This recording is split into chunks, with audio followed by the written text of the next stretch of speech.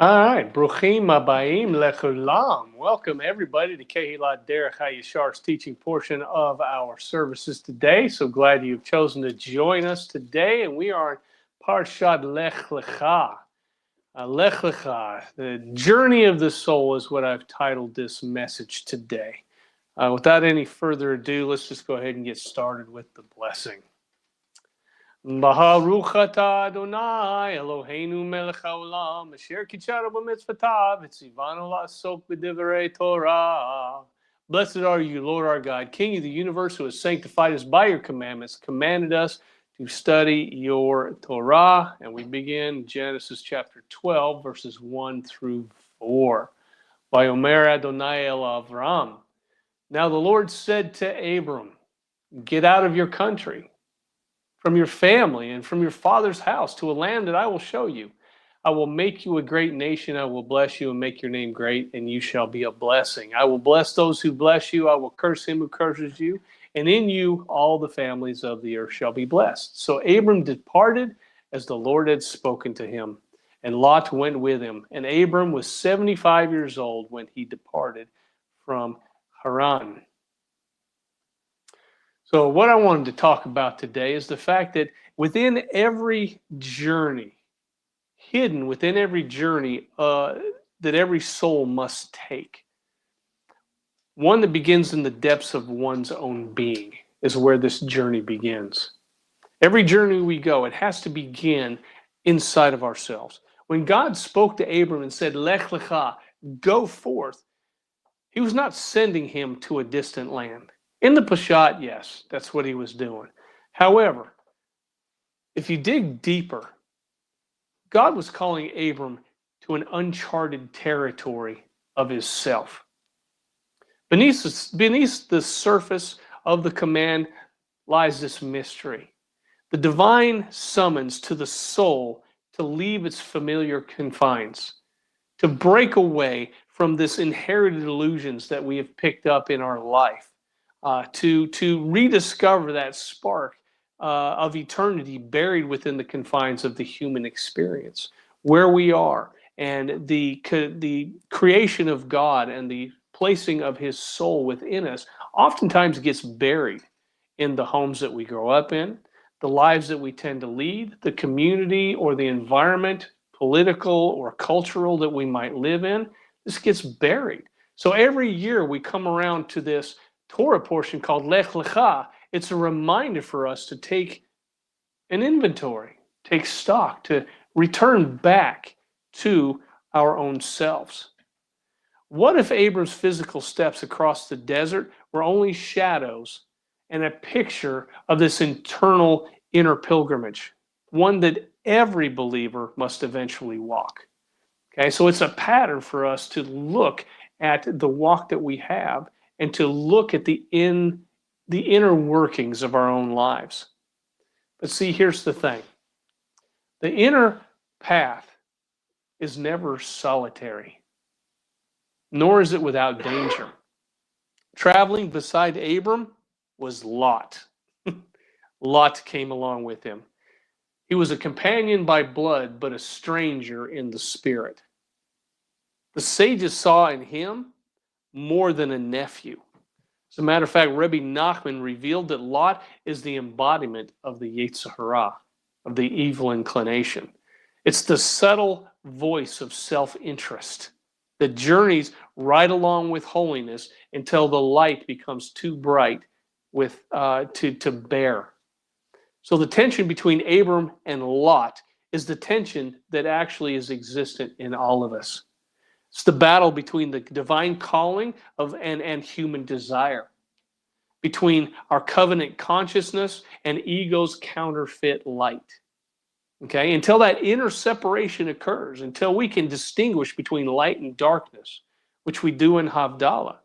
We talk about the distinguishing between the light and the darkness, between the common and the holy versus the holy day of the week and the rest of the Mondays of the week. Until this separation occurs, the true covenant cannot begin. Okay? So Lech Lecha, go to yourself. The Zohar teaches that go to yourself means to go to your essence, to the root of your soul. Really what it's saying is, who are you really? Who are you really? It signifies not only a command to migrate, but a divine summons for you to say, who are you before?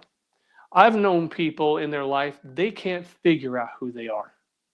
One week they're dressed up as a cowboy. The next week they dress up like a rock star. The week after that, they dress up like a motorcycle guy. They can't figure out who they are. And for some reason, their external aspect of their life becomes their identity. And you find this quite common. People are looking for some sort of identity that's outside of them.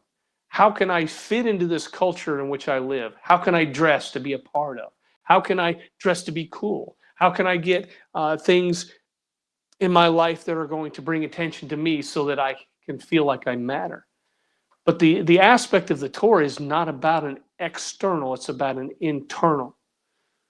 So in other words, Abram's physical departure mirrors the soul's exile from divine unity into a world of multiplicity, sent to rediscover its source through covenant.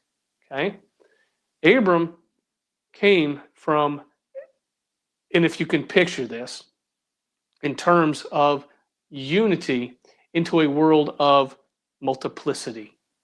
Unity being he understood and revealed God into the world, and yet he's still living.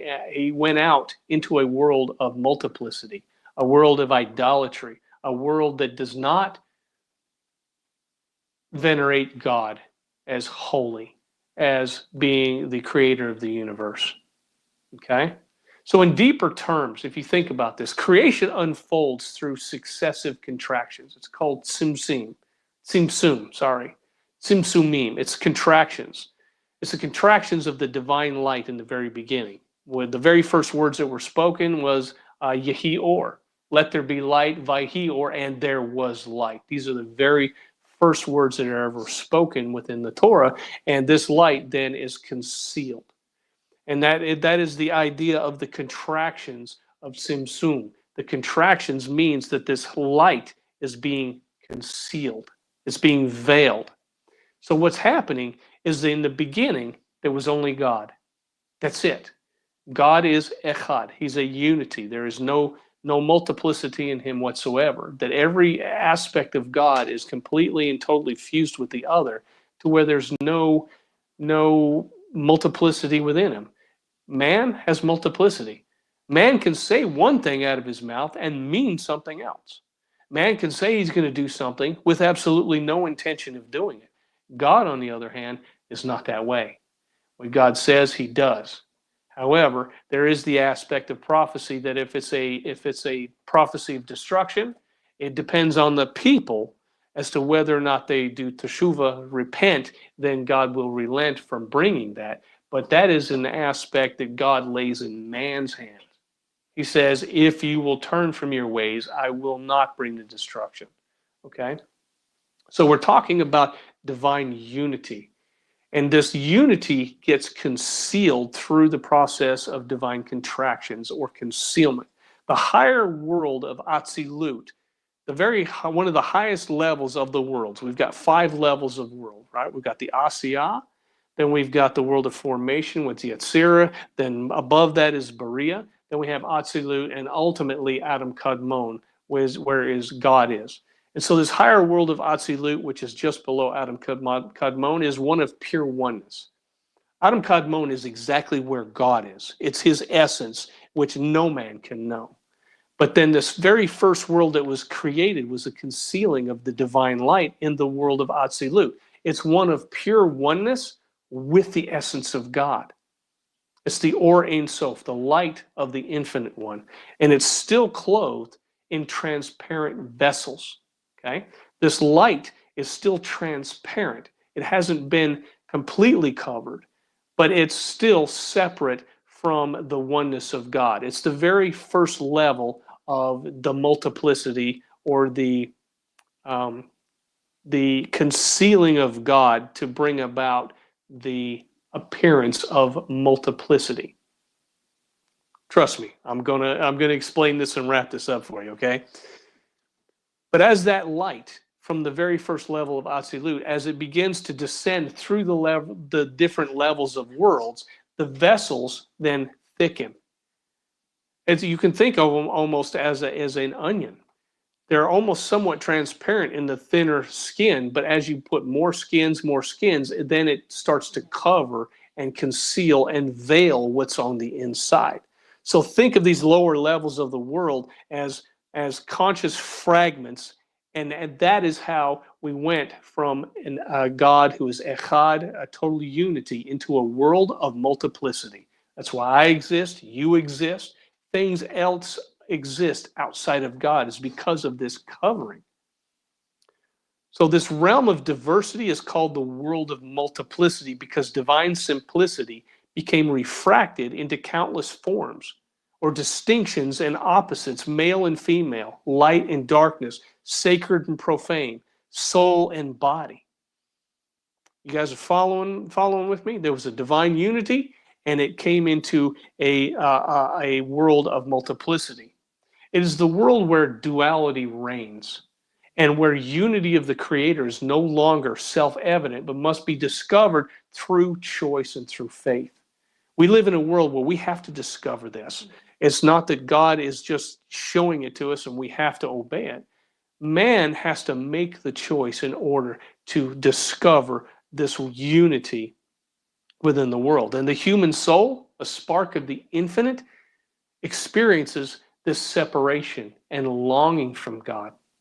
I've heard it said so many other times that there's a God-shaped hole inside of humanity where I know for me growing up, I could sense that there was something in the world, but I didn't know because nobody told me. It was my own journey, my own experience to discover that and to learn about it and understand it. So this experience and separation that we have and this longing is precisely so that through covenantal awareness, it may reveal unity within the manifold multiplicity that we have in the world. To enter the world of multiplicity is to descend into the drama of differentiation, where every encounter, every trial, every moral decision becomes a portal through which divine oneness can be reasserted. We're different people. We live with different people who are different from regions, different cultures. There is a huge multiplicity in the world, but through that, we are to then cultivate a unity between us. Why? Because you were created in the image of God. You were created in the image of God. And so that is the unity that we share. And unfortunately, in this world, and it makes me so sick to see how the media is constantly playing the race card. The only reason they're doing it is to bring division. That's it. This race against that race. I mean, stuff happened 100 years ago and people are still harping on it. Why? Division. Why not bring unity? It's not about what this person can do for that person or how this group of people should do for that people. It's about people coming together and looking beyond themselves, way beyond the color of their skin, the culture in which they came up in. We're all created in the image of God. All lives matter for that sense. Or Chaim notes that this phrase, Lech Lecha, to yourself, hints that the command was for Abram's benefit, to refine the inner self and manifest divine awareness in the lower world. This corresponds to the Hebrew word devachut. Devachut. Lecha, to yourself, means that the command was for Abraham's benefit, to refine the inner self and manifest divine awareness in the lower world. This corresponds to the Hebrew word devachut, cleaving to God through conscious return. Okay? Devachut, cleaving to God through conscious return. This word devachut is the modern Hebrew word for glue. It means to stick to. Okay? From the root devak, it means to cling, to adhere, or to be joined. It expresses the soul's highest state of intimacy with the divine. Not merely emotional attachment, but existential adhesion of divine consciousness. So what he's saying is to cleave to God is to understand and realize that God's concealed in this world, and through covenant faithfulness and relationship and trust, we cleave to him in our heart and in our actions and in our consciousness. In Torah language, you shall cleave. In Deuteronomy 10:20, tidbak, it says you shall cleave to the Lord your God. Stick to him like glue. It signifies a relationship in which one's awareness will be which one's awareness, will, and purpose become harmonized with the divine will. I've talked to you guys before about the idea in the spiritual realm that there's no such thing as closeness as it is in the physical realm. In the physical realm, I come and I stand next to you, and that's closeness. In the terms of Sesame Street, near, far, right? Grover, he stands next to the camera, he turns around, he goes away. In physical terms, this is near and far in physical terms. But in spiritual terms, the best way that there is to the devakut, to cleave to one, is through emulation. Through emulation, we emulate God's ways, and that brings us spiritually closer to him. It's becoming harmonized with the divine will. His will becomes our will, and our will becomes his will. And we become echad, we become cleaved to God, so that you can tell no difference. This is exactly why Yeshua said, if you've seen me, you've seen the Father. Jehovah's Witnesses, in particular, say, oh, well, that's just because Jesus looked like him. That's how they explain it. Not understanding that in the spiritual realm, closeness to one, resembling one, is because they follow in their footsteps, and their wills are basically inseparable. That's why Yeshua said, if you've seen me, you've seen the Father. In Hasidic thought, especially in the teachings of the Baal Shem Tov and the Alter Rebbe, devachut is the restoration of unity lost through fragmentation. Okay? Devachut is restoring that aspect of unity that has actually been lost through the concealing and the multiplicity in the world that we find ourselves. The mind, the speech, and the deed align so completely with the Creator that the distinction between lover and beloved dissolves into living communion. Okay? Has this idea not gotten lost as far as marriage is concerned? Why do you think that there is such a push to dissolve the marriage between man and a woman? It's because it is God's divine picture within the world to point to the relationship between God and his people. That's why. It's not because other people think that they should get married. Not because a man and a man can get married, or a woman can get married. It's not about getting benefits. The ultimate underlying reason behind all of this push is to destroy the image of God in the world. That's it. People can say it's about this. People can say it's about that. That's not what it's about. So this unity is not achieved through mystical escape, but it's through a conscious return, through teshuvah, bada'at, a conscious return, transforming each thought, every action into a vessel, a divine presence. Every action we have should be infused with God's will in mind. How am I going to infuse God's will into this act that I'm about ready to do? And every act that I'm about to do. In this way, devachut fulfills the very command of Lech, Lecha, to leave the self that conceals, okay? Our self has concealed the true nature of who we are, and reattach to that source of God who reveals through our actions, through our words, through our deeds, until one's entire being becomes transparent to the infinite. We become transparent to God and to everybody around us. Adam and Eve were clothed in light.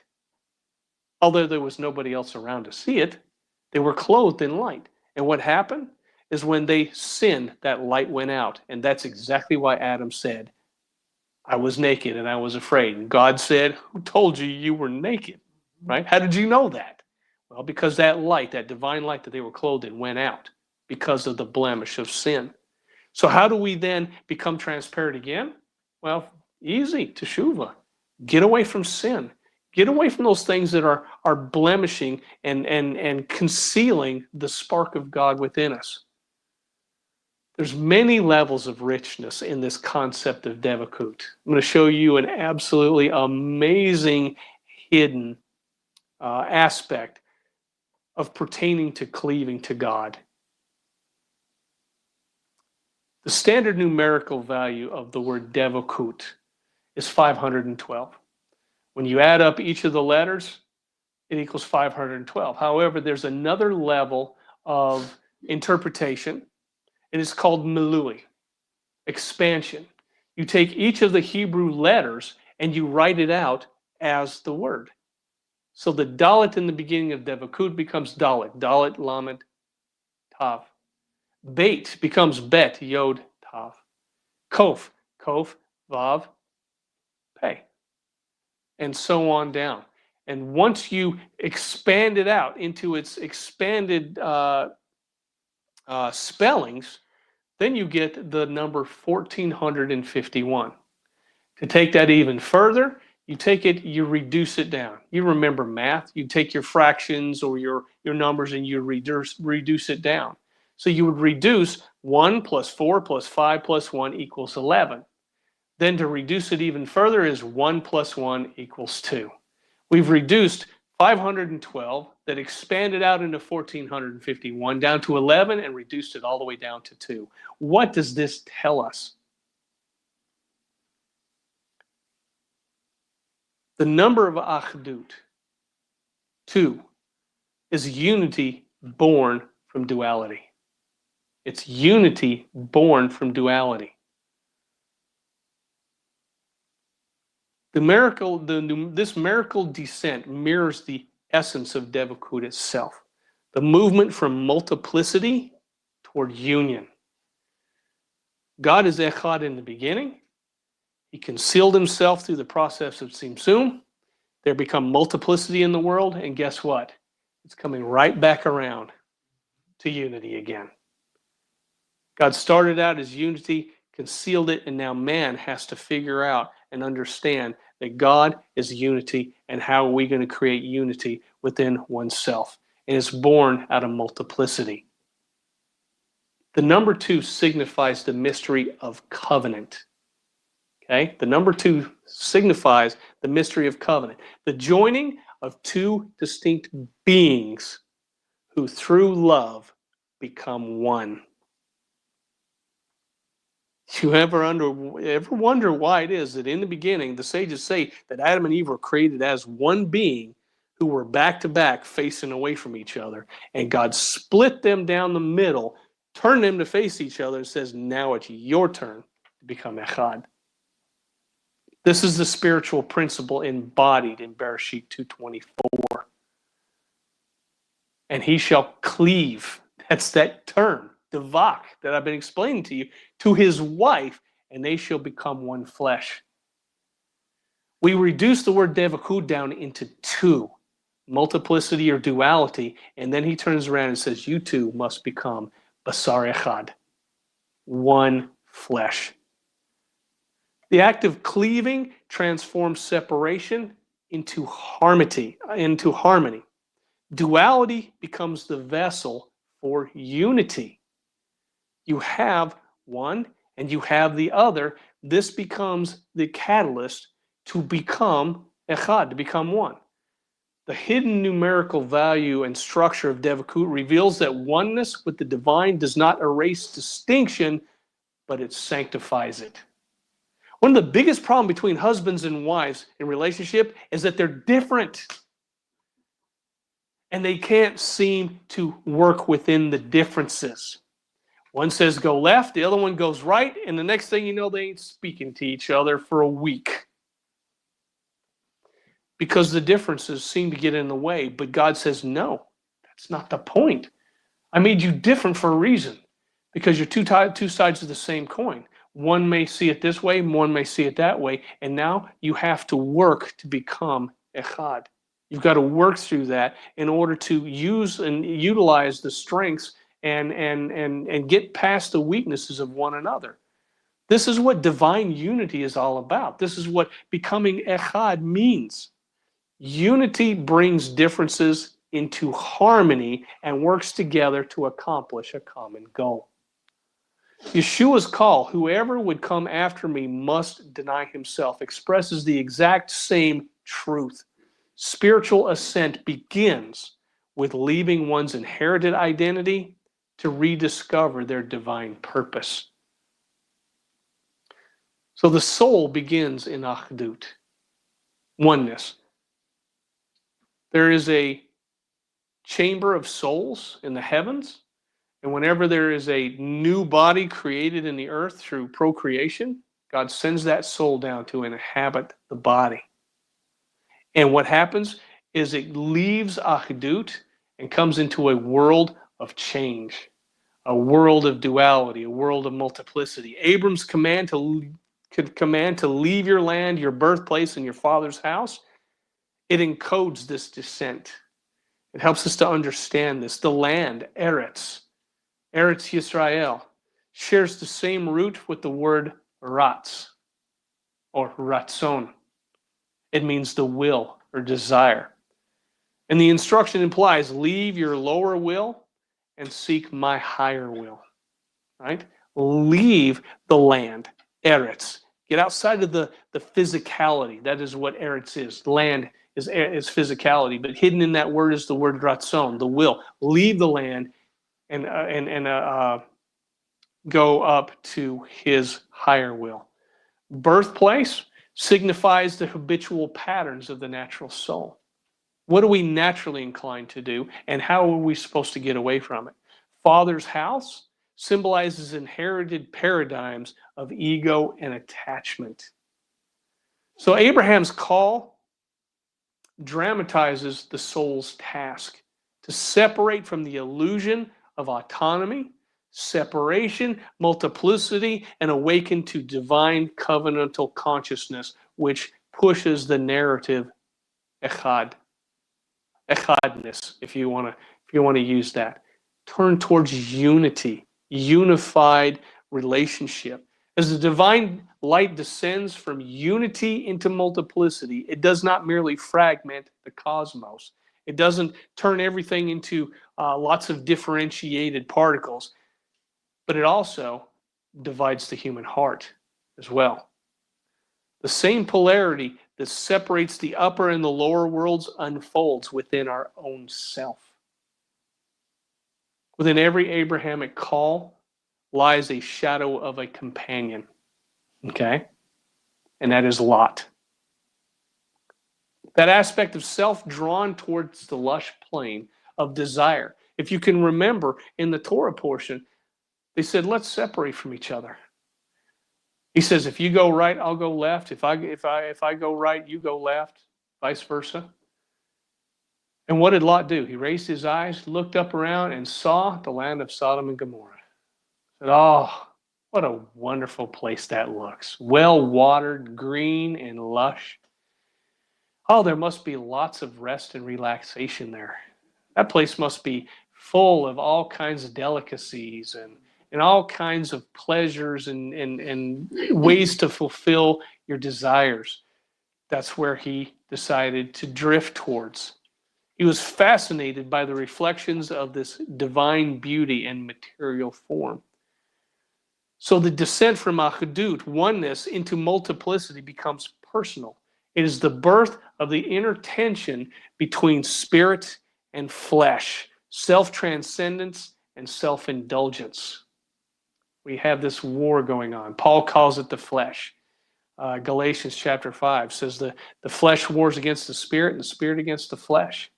Says there's always going to be this war going on. I'm reading a book right now by Rabbi Abraham Tversky called The Enemy Within. He talks about that. He said, you will never vanquish the enemy, ever. It will always be there. It requires a constant push on your end to constantly separate away from the desires that would try to pull you into sin and pull you away from God's way.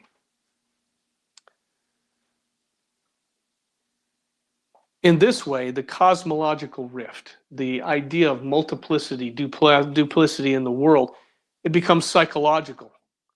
Heaven and earth becomes a miniature within the human soul and in the human body. Just as worlds are eagerly waiting to be rectified through the uplifting of divine consciousness, right? Yeshua said, if you guys didn't do it, these stones right here would cry out for redemption, cry out for salvation.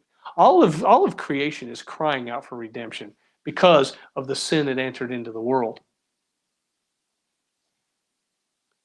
Individuals have the opportunity to experience this rectification through that one word, devakut, by drawing close to Hashem in the midst of the challenges posed by the Yetzer Hara.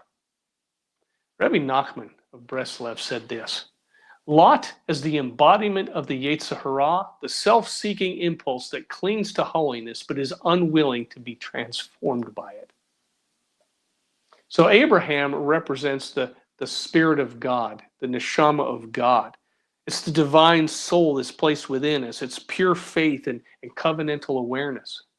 And yet Lot represents the nefesh behama, the animalistic soul. Our flesh is what Paul calls it. It mimics righteousness, but it pursues self-gratification. So Lot travels with Abraham outwardly, but not inwardly. When light intensifies, this separation becomes inevitable.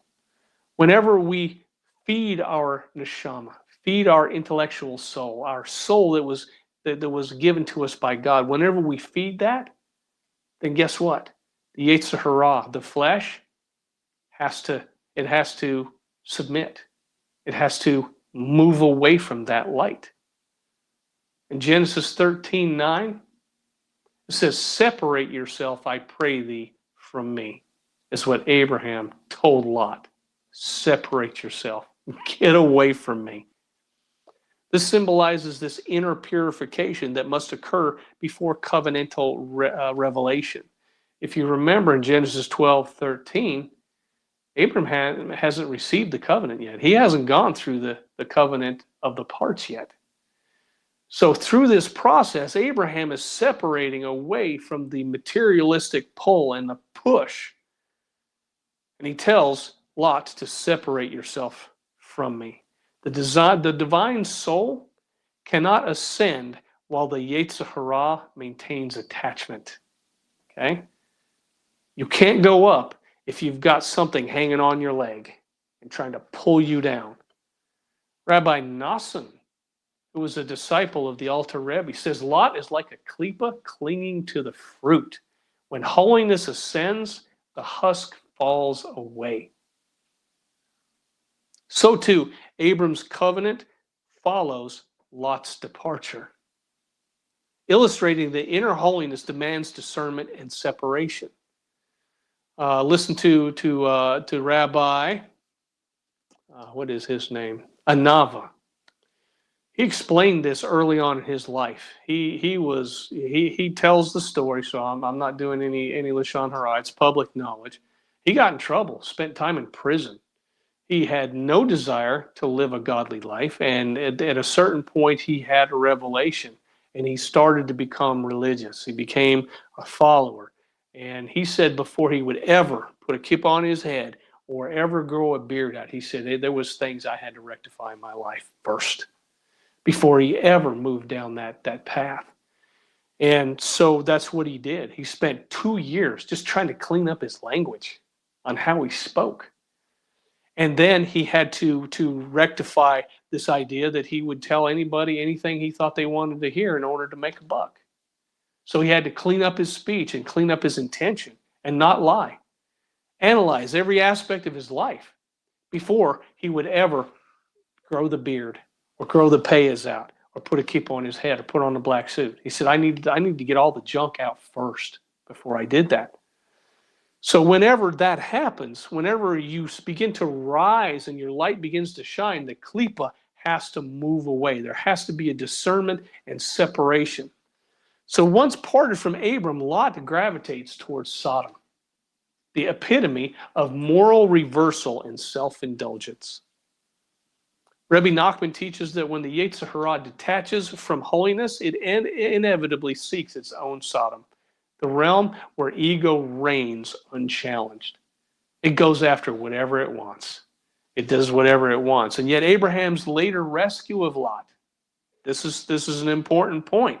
He said, get away from me, so that Abraham could work on his light.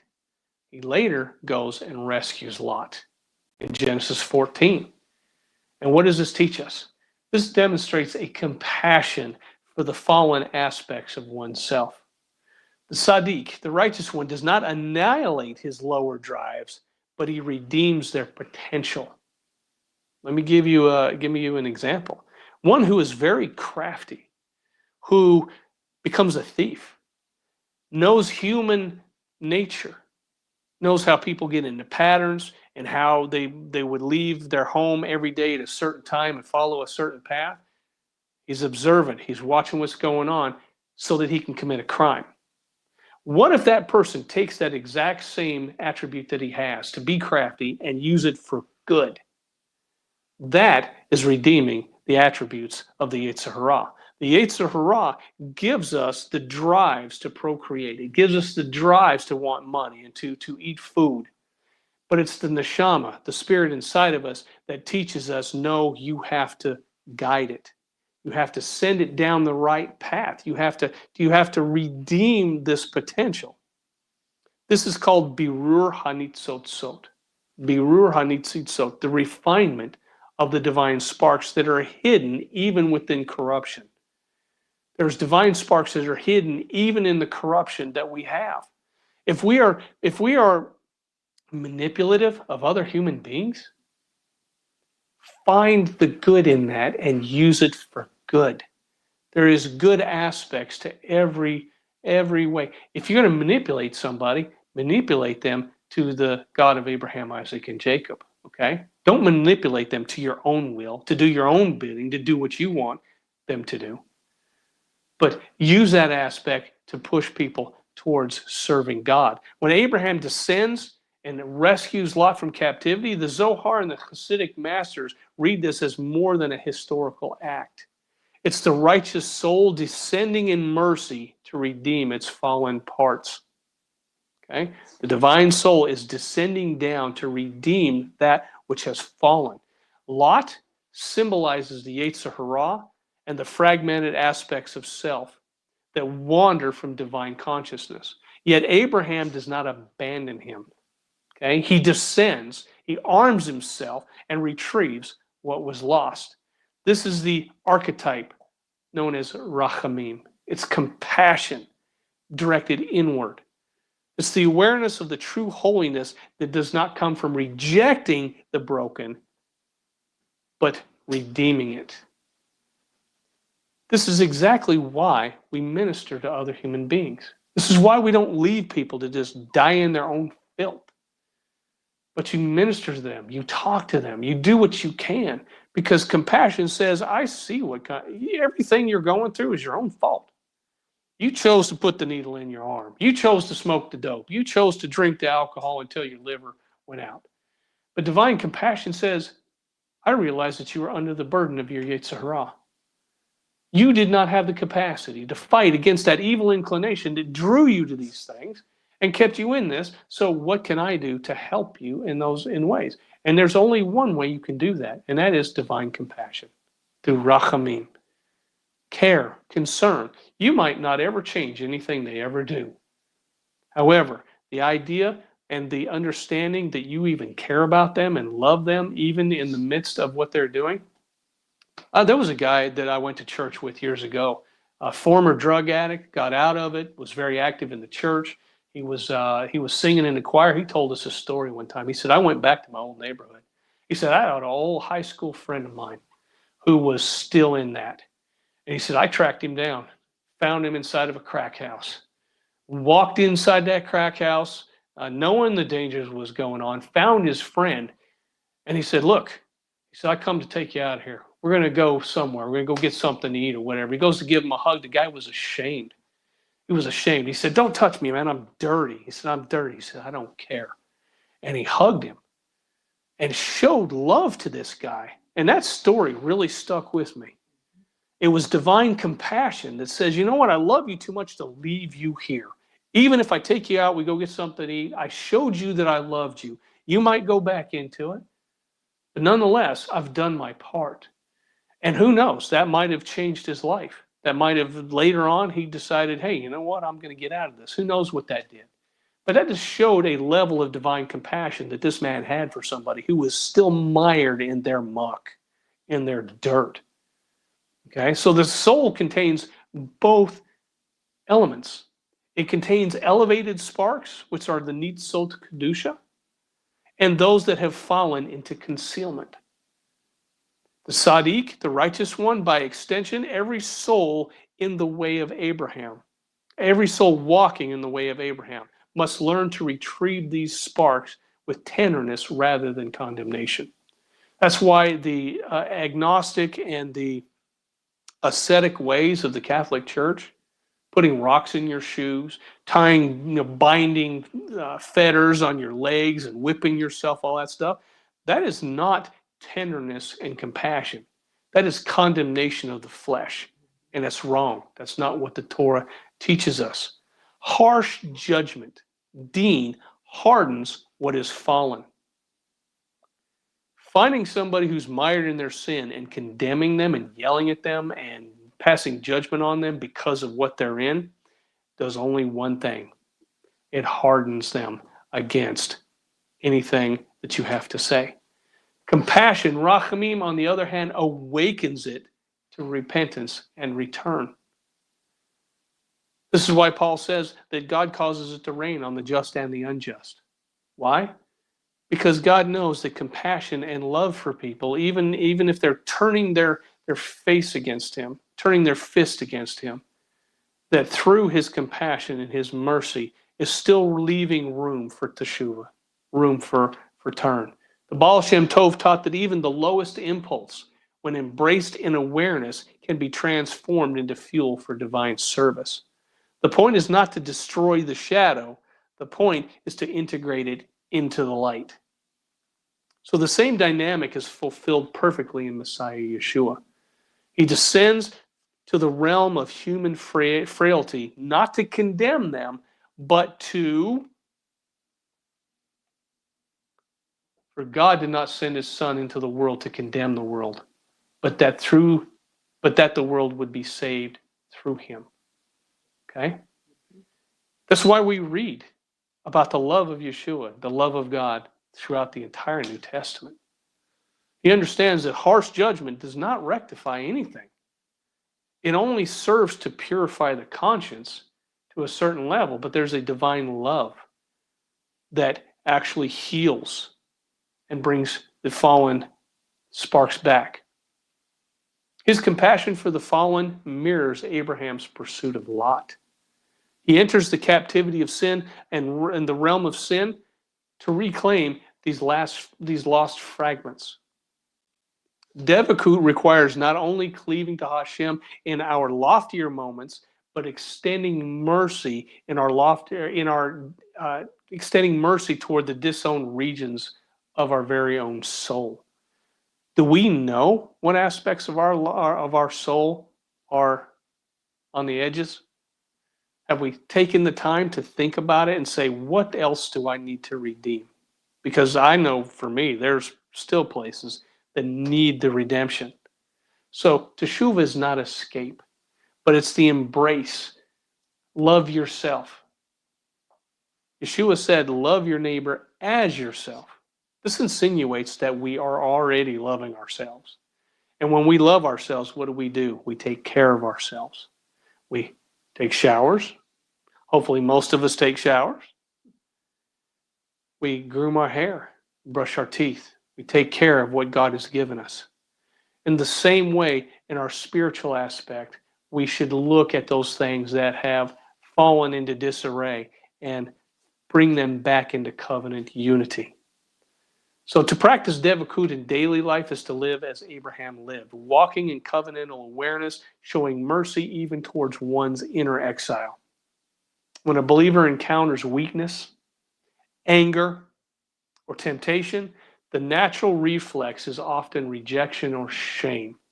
But the way of Abraham and of Messiah after him is different. It is to look upon those broken fragments with compassion and invite them into healing.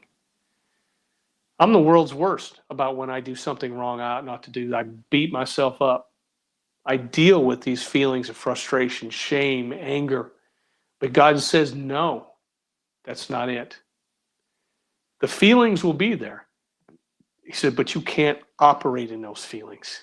You can't do the feeling, have the feeling, because the feeling is going to come. You can't stop it. By human will, you can't make the feeling not show up.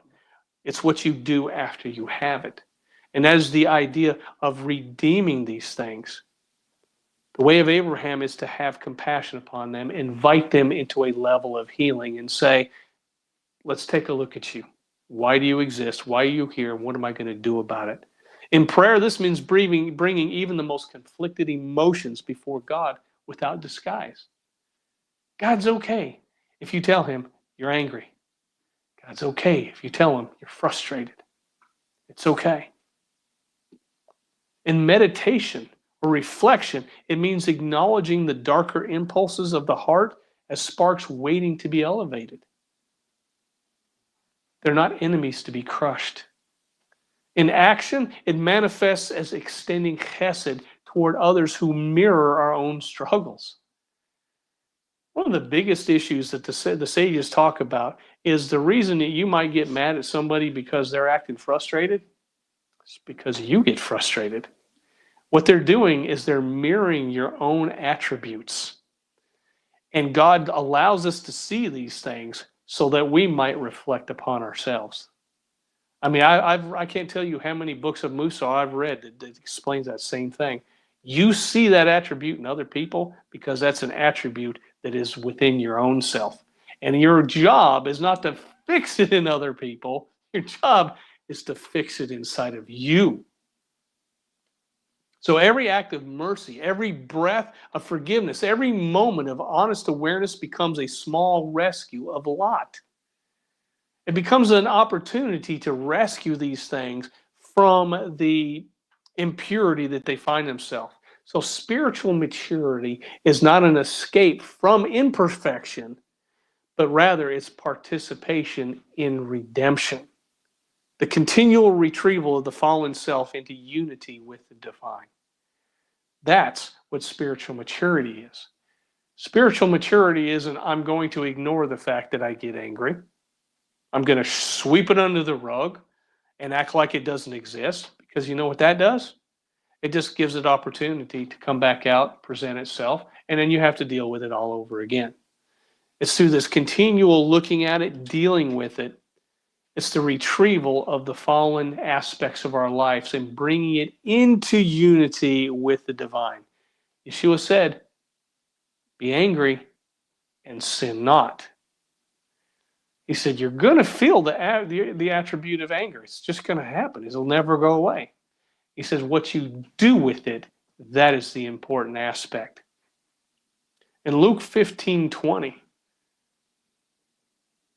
it says, but while he was still a long way off, his father saw him and was moved with compassion. He ran, fell on his neck, and kissed him. So this verse captures the entire essence of the compassionate return. The Father, who is symbolizing God, does not wait for the Son to arrive purified. He runs towards the fallen one. The movement is not in judgment, but in compassion. It's in a compassionate embrace. He hugs him, puts his robe on him, loves him. The act of restoration happens within relationship, not through rejection. So we can't constantly battle whatever aspect and attribute that we have to deal with. We have to confront it and redeem it. We can't act like it's not there. Theologically, this moment parallels Abraham's descent to rescue Lot and Yeshua's descent to redeem humanity. The Rachamim of the Father unites what sin divided. Heaven and earth, divine and human, self and self.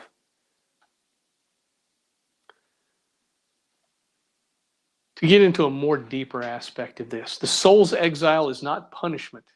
The soul's exile into a world of duplicity is not a punishment, but it's divine intention. Okay? Let me explain this to you. The fall that happened in the Garden of Eden was not an accident. Oops, we sinned. Out you go.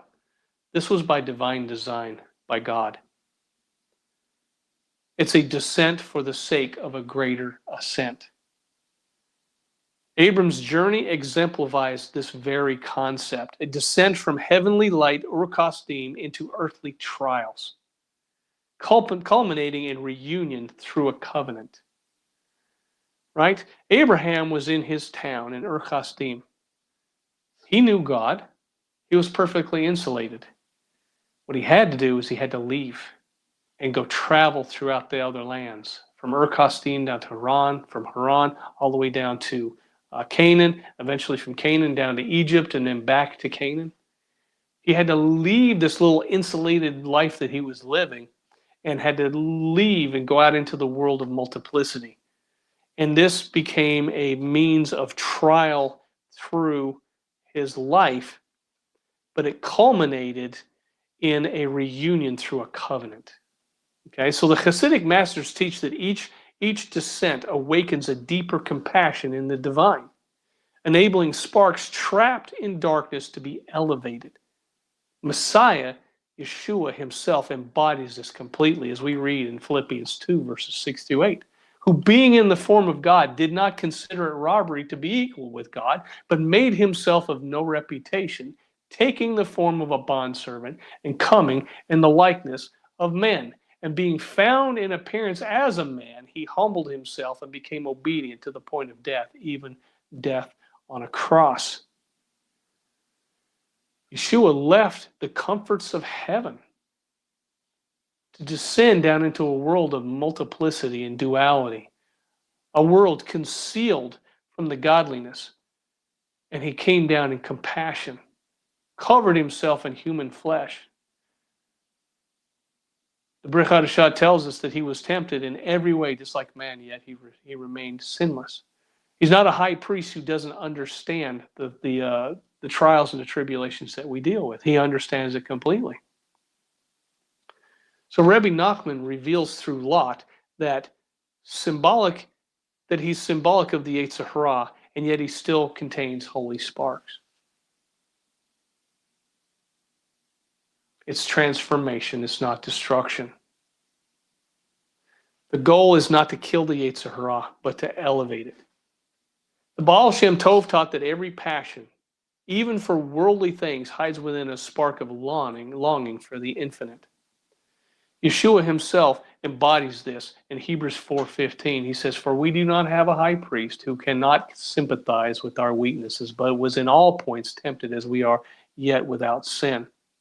So Lot's eventual salvation from Sodom represents that no aspect of the soul is beyond redemption when brought under the rule of divine covenant.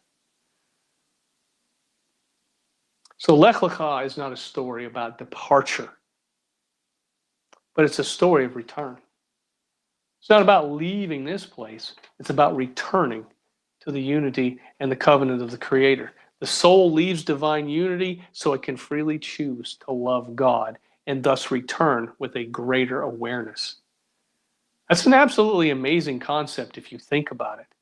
You were in divine awareness, then you left that divine awareness, and now through our own seeking, searching, and looking for that divine unity, we come even closer than we were before. Abraham's journey ends not in geographical possession, but in a spiritual union, walking before God in wholeness. So until the lot within us departs, the Abraham within cannot ascend. So Abraham's outward journey reflects the soul's inner voyage to separate the holy from the profane, to transform the Yetzer Hara into servant rather than master, and to walk in covenantal consciousness. Messiah Yeshua fulfills this journey in absolute form, and he gave us an example on how we are to do it. He descends into human multiplicity. He redeems Lot within creation and returns to the Father, brings the purified sparks and the redeemed souls back into unity. It's the whole purpose of the Messiah, is to redeem humanity back into unity with their Creator. Lech Lecha becomes the eternal call. Go forth from your false self. Return to the covenant that God has given us and be made whole in Messiah Yeshua. Amen? Amen. All right. Let us stand for the Birkat HaKohanim.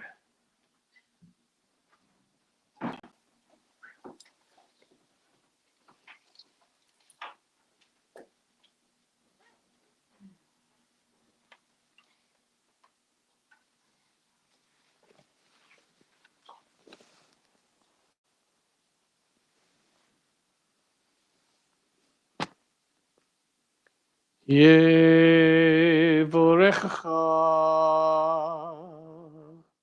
Adonai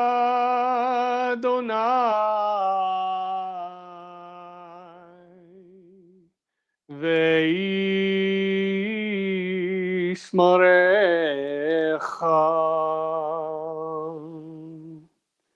Ya'er Adonai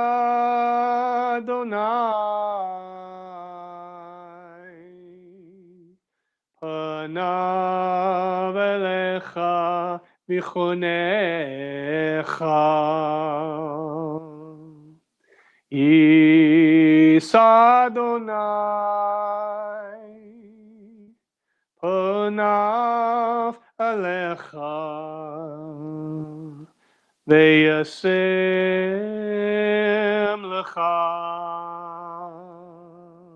lecha shalom. The Lord bless you and keep you. May the Lord make his face shine upon you and be gracious to you. May the Lord lift up his countenance upon you and give you peace. B'Shem Sar Shalom, Yeshua Mashiachenu, in the name of the Prince of Peace. And we say, Amen. Shabbat Shalom, everyone. Litrot.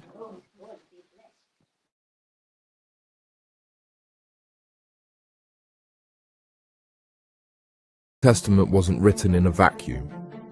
But for generations, it's been read without its original context, stripped from its Jewish roots, reframed through foreign lenses, misinterpreted again and again. But what if the problem isn't the text? It's the lens we're using? We've been given a certain theological system through which to view the writings of the apostles. Is this system free from biases and agendas? Have certain ideas and practices crept in unnoticed by readers of the New Testament 2,000 years later? What if I told you that all of that is changing? What if I told you that the New Testament is being restored to its original foundation? What if I told you that Gentiles are returning to the source of their faith rooted in the Torah? This book brings the New Testament back to life. Through Jewish interpretation, you'll see Paul differently.